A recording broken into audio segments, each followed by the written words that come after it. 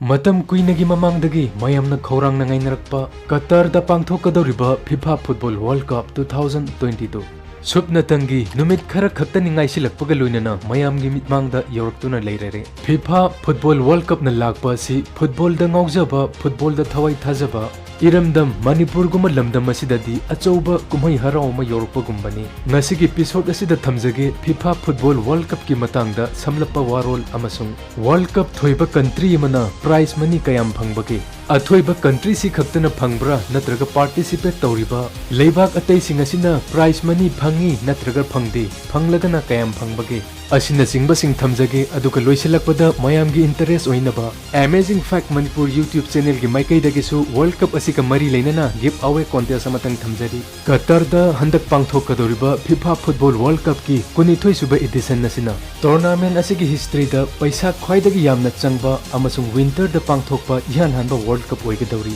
Opening ceremony दा Shakira दुआ लिपा अमसुंग इंडिया की नोरा फतेहीना स्टेज परफॉर्मेंस उतकदौरी नवंबर की डेट 20 दगी होरगा दिसंबर की डेट 18 फाउबदा कतार की फजरबा स्टेडियम निपानदा मालेम की तोंगान तोंगान बा मफम सिंगदगी लेबा कुंथ्रा निथोइना ग्रुप निपान थोकना खाइदोक्तुना ट्रॉफी असिगी दमक्ता मई होंगना लंबा पानागदौरी लेबाक सिंग असिगी मरक्ता थोइदोक हेंदोकना मयाम की पुकनिंग चिंगचिनगदबा पनबा याबा कंट्री खरगे ममिंगदी defending champion France world number 1 Brazil Argentina Portugal England Germany अमसुंग बेल्जियम न चिंगबा लेबाक सिंग असिनी अदुगा प्लेयर्स सिंग मरक्ता थोइदोक हेंदोकना मयाम की मित थुफनगदौरीबा पनबा याबा प्लेयर सिंगदी Messi Ronaldo Neymar Mbappe Luka Modric Vinicius Junior Robert Lewandowski अमसुंग हैरी केन चिंगबा प्लेयर सिंग असिनी क्लब की लीग सिंगदा ट्रॉफी कया फंगजरबसु बैलन डी और कयारक हन्ना थोइजरबसु रोनाल्डो अमसुंग मेसी ngasi फावबदा वर्ल्ड कप ति थोइबा ngamdri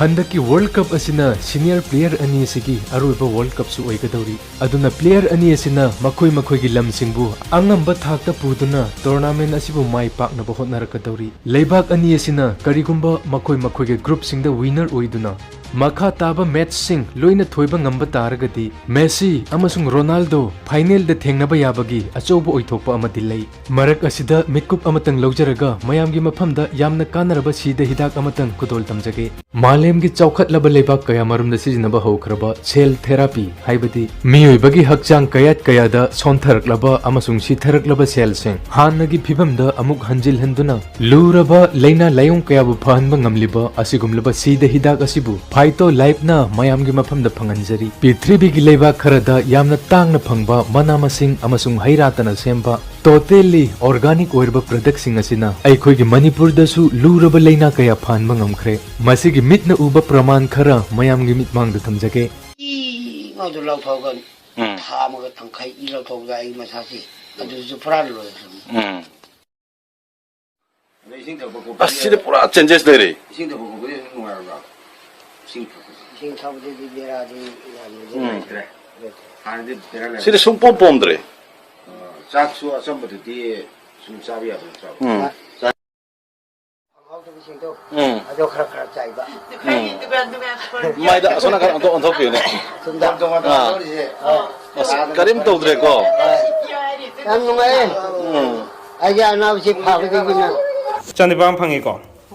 karamai na phangakna be haibiro itu live edukasi sistem sensor udah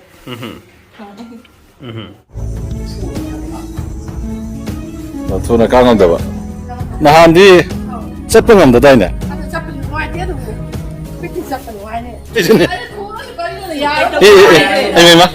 मयामसु हुजिक्ति फाइटो लाइफ की प्रोडक्ट सिंग असि कयागी मतिक फबगे हाइबदु खंगबिरम लगनी अदुना स्क्रीन द पिथोकलिबा नंबर असिदा कॉल तौबिरक्तुना फाइटो लाइफ की कानरबा प्रोडक्ट सिंग असि ऑर्डर तौबिरकनबा निंगसिंगजरी अदुगा पुमनमक सिंग असिदगी अमुकसु हेन नुंगाइबा पाउजेल अमना कनागुंबा नत्रगा कनागुंबी फाइटो लाइफ मणिपुर द थबक तौबिनिंगबा एजेंट ओइबिनिंगबा यौबिरकदी मदुसु स्क्रीन द पिथोकलिबा नंबर असिदा कांटेक्ट तौबिरकनबा निंगसिंगजरी अदुबु पोर्तुगाल टीम की ओइने येंगलुरगदी रोनाल्डो की हुजिक ओइरिबा फॉर्म ꯃꯈꯣꯏꯒꯤ ꯒ꯭ꯔꯨꯞꯇ ꯎरुग्वे ꯑꯃꯁꯨꯡ ꯘꯥꯅꯥ ꯇꯥꯃꯤꯟꯅꯕꯅ ꯄ꯭ꯔꯤ ꯀ꯭ꯋꯥꯇꯔ ꯐꯥꯏꯅꯦꯜ ꯐꯥꯎꯕ ꯌꯧꯕꯒꯤ ꯂꯝꯕꯤ ꯑꯁꯤ ꯑꯔꯥꯏꯕ ꯑꯃꯗꯤ ꯑꯣꯏꯒꯗꯕ ꯃꯥꯟꯗꯦ ꯑꯗꯨꯕꯨ ꯐꯨꯠꯕꯣꯜ ꯍꯥꯏꯕꯁꯤ ꯇꯤꯝ ꯋꯥꯔꯛꯅꯤ ꯃꯈꯣꯏꯅ ꯐꯖꯅ ꯁꯥꯟꯅꯖꯔꯕꯁꯨ ꯇꯤꯝ ꯋꯥꯔꯛ ꯌꯥꯎꯗ꯭ꯔꯕꯗꯤ ꯄꯨꯝꯅꯃꯛ ꯑꯣꯏꯊꯣꯛꯄꯗ ꯈꯔ ꯋꯥꯅ ꯊꯣꯛꯀꯅꯤ ꯑꯃꯔꯣꯝꯗ ꯗꯤꯐꯦꯟꯗꯤꯡ ꯆꯦꯝꯄꯤꯌꯟ ꯐ꯭ꯔꯥꯟꯁꯄꯨ ꯂꯥꯏꯅ ꯂꯧꯕꯗꯤ ꯌꯥꯔꯣꯏ ꯑꯗꯨꯕꯨ ꯇꯤꯝ ꯑꯁꯤꯒꯤ ꯃꯤꯄꯥꯏꯅꯤꯡꯉꯥꯏ ꯑꯣꯏꯔꯤꯕ ꯋꯥꯐꯝꯗꯤ ꯃꯈꯣꯏꯒꯤ ꯑꯦꯛꯁꯄꯤꯔꯤꯌꯦꯟꯁ ꯂꯩꯔꯕ ꯃꯤꯗꯐꯤꯜ ꯑꯅꯤ ꯄꯣꯒꯕꯥ ꯑꯃꯁꯨꯡ ꯀꯥꯟꯇꯦ ꯏꯟꯖꯨꯔꯤ ꯑꯣꯏꯕꯅ ꯃꯔꯝ ꯑꯣꯏꯔꯒ ꯋꯥꯔꯜड ꯀꯞ ꯑꯁꯤ ꯌꯥꯎꯔꯔꯣꯏ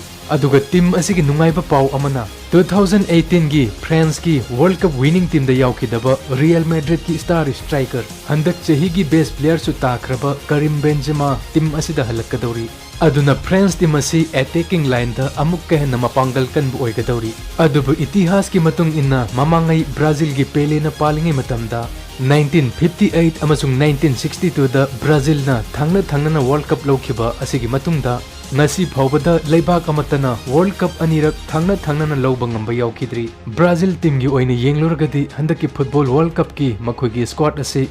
yamna phajaba squad ama oigadauri attacking forward ta neymar na luchingduna vinicius junior rodrigo jesus anthony Richarlison amasung Rafinha na singba machin tumkhalakliba player kaya leikadauri makhoigi midfield amasung defense na game bu control toduna thamba ngamlabadi handaki world cup asida brazil team gi asa asi yamna wangi germany team gi oina yenglurgadi world cup hogadaba chayol khara khakta ngaisalaklaba matamda germany sniper ni haina hainariba experience leiraba midfield toni kroos na international football dagi retirement lauthokhrabani masina maram oiraga germany team gi midfield da achouba ahoba amadi leirgani aduba germany gi player ayambadi bundesliga champion bayern munich ta changchatta loina phajana sanariba player singna ayambani aduna germany gi team asi changchatta lingba team amadi oigadauri england gi team su changchatta phajaba team amadi oiri attacking line da harry kane na lusingduna Saka, Jack Grealish, Phillips, Foden asina singba player kaya yauri 1966 ta World Cup amuktang logjakhrabasu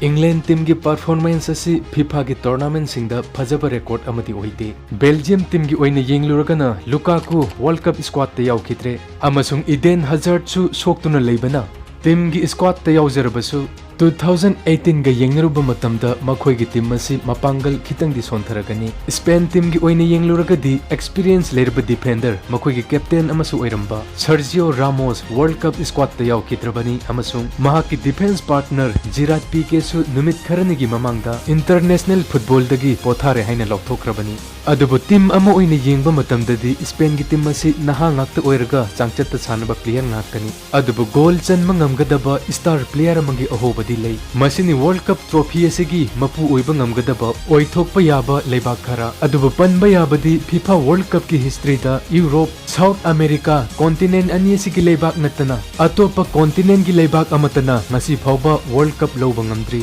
amabu oire sports haibasi ekhoi na support toriba team maduna thoiningba ngaktani mayamsu somna support tobiriba country sing World Cup logani haina thajaba leibak amamam tangi maming November gi date 23 fawagi manungda comment section da iduna guess tobiraku winner ohumdang khangatcharaga angamba pricing thamjake mathang asidi World Cup thoiba team amana prize money kayam phangbage habdu thamjake FIFA World Cup 2022 gi winner na $42 million phangani masi ekhoi gi India gi paisa don thokpa targadi crore 325 oigani masigi prize money asima 2018 da Russia da pangthokiba World Cup adudagi 29% henkat lavani runners up na $30 million phangani masi 232 crore ga managani third place na $27 million haibadi 209 crore phangani fourth place tabadana $25 million haibadi 194 crore phangani quarter final da poraba team singdana $17 million round of 16 da poraba team singdana $13 million amasung group stage singdagi qualify oiba ngamkhidaba team singdana $9 million haibadi 69 crore phangani masigi mathakta FIFA na participation fee haibadi participate toriba team khudingmakta $1.5 million pigani haibadi 11 crore pigani aduna participate pu tawrabadi team amana group stage tagi out oizarabasu yamdrabada 70 crore di phangani aduna prize money khakta da FIFA na tawriba expenditure asi 440 million haibadi 3415 crore ni handaki World Cup asi TV da Sport 18 hariba channel asi da yengba phangbigani aduga mobile dana Jio TV amasung both application da broadcast tawgadori ꯃꯁꯤꯅꯤ FIFA World Cup की चौरक्पा वारोल अमसुंग मखोई की ओइगदबा prize money सिंग video से नुंगाइबीब तारगदी लाइक शेयर तौबियो अदुगा गिव अवे कॉन्टेस्ट दा सरुक यानबगीदमक्ता कमेंट सेक्शन दा कमेंट अममतंग थंबा कौबिगनु अदुगा करिगुंबा चैनल असिबु नुंगाइबीब तारगना चैनल असिबुसु सब्सक्राइब तौबिरमु मथंगी वीडियो दा अनोबा टॉपिक अमुक पुदनु लाक्सगे मतम अदु फौबदंगदी मयाम पुंगनौतगी काइननबा याथंग निजरी।